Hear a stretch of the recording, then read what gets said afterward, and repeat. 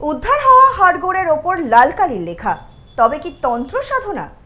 বনগাঁয় উদ্ধার হওয়া রহস্যজনক ব্যাগ ঘিরে চাঞ্চল্য, তদন্ত শুরু করেছে পুলিশ। সাত সকালে বনগাঁ শহরে উদ্ধার মৃত মানুষের মাথার খুলি, হাড়গোড়।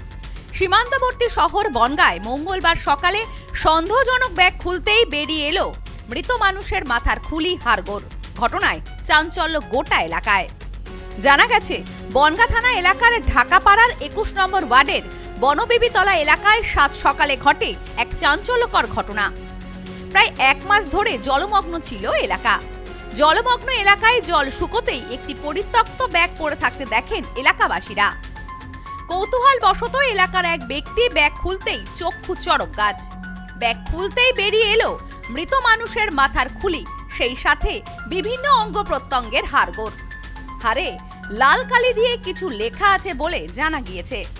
তা আমরা এক মাস হয়ে গেছে জলের ভিতরেই ছিল ওই ব্যাগটা। তা আজকে সকালবেলা এদিকটা আমার মামা বাজার থেকে যাচ্ছে, তা আমি বলছি, মামা এই ব্যাগটাই কি? তাহলে তুই খুলে দেখ তো কি। এবার আমি পাই এই কাঁটাটা একটু ফুয়ে গিয়ে খুললাম, খুলে দেখি যে মানুষের খুলি দেখা যাচ্ছে। তার মামাকে ডাকলাম, মামা এতে দেখা মানুষের খুলি আছে। আর অঞ্জলি সিল্ক, শিমুলতলার মোড়, বনগাঁ, এখন এক নতুন রূপে, নতুন সাজে। অনেকগুলো আছে এখানে। তারপরে আমাদের কাউন্সিলকে ডাকা হলো, উনি এসে পুলিশকে খবর দিয়েছে, তারপরে এসে সে ব্যাগটা নিয়ে গেছে। এটা কি তন্ত্র সাধনার কিছু, নাকি কাউকে খুন করে এই এলাকায় ফেলে যাওয়া হয়েছে? এমন একাধিক প্রশ্ন ঘুরপাক খাচ্ছে এলাকাবাসীদের মধ্যে। ঘটনায় তীব্র চাঞ্চল্য ছড়িয়েছে এলাকায়। এই ঘটনার খবর পেয়ে বনগাঁ থানার পুলিশ ঘটনাস্থলে গিয়ে ব্যাগটিকে উদ্ধার করে। ইতিমধ্যে পুলিশের পক্ষ থেকে ঘটনার তদন্ত শুরু হয়েছে। এ বিষয়ে এলাকার এক বাসিন্দা পদ্মুৎ মণ্ডল বলেন, এই এলাকা প্রায় এক মাস ধরে জলমগ্ন ছিল। জল শুকোতেই এই ব্যাগটি দেখা যায়। আজ সকালে আমি প্রথম ব্যাগটি খুলে দেখি এই ব্যাগের মধ্যে মানুষের মাথার হাড়গোড় আছে। ঘটনায় আমরা এলাকাবাসীরা আতঙ্কিত হয়ে পড়ি।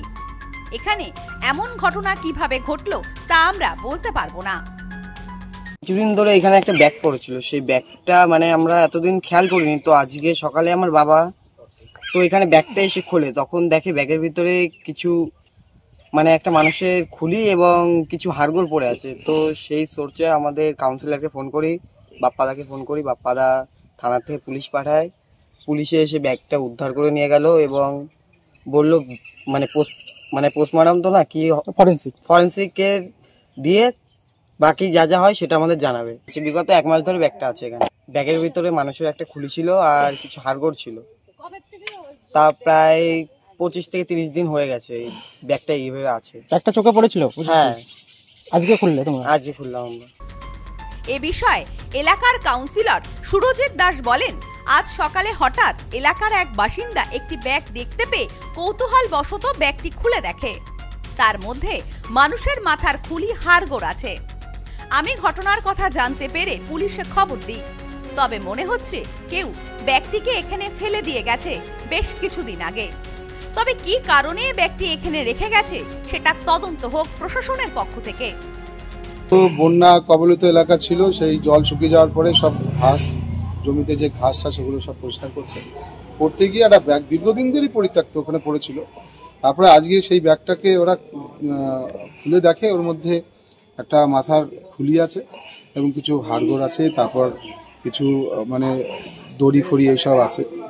তো এই পাওয়া গেছে এলাকার মধ্যে, হয়তো রাত্রেবেলা কেউ ফেলে গেছে সেটা, তবে এটা অনেক দিন আগে ফেলেছে, রিসেন্ট ফেলেনি, অনেকদিন আগে।